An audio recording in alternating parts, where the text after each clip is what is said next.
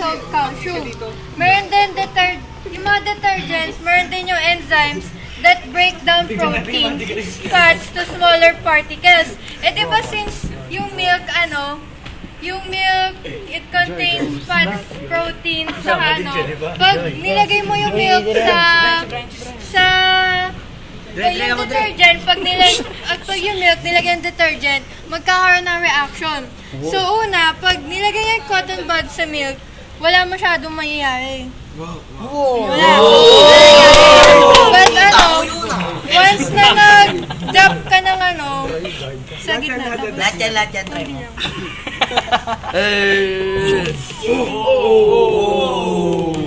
Eh, pa isa. Daw kasi patak. Parang bigote. Wow! Patak. Lahat niyan ina. Oh! Tapos, once na dinip yung Ay, napansin nga lang. Ayaw mo lang, kita? magkakaroon ng reaction between sa enzymes and mabe-break down yung kasi di ba ito, it contains yung phosphate. Plus maglabas yung wheel phone.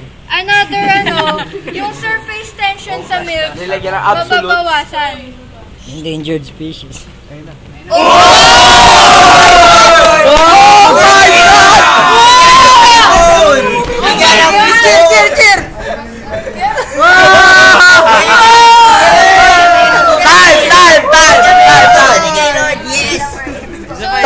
Time! Sabay-sabay ko yung mga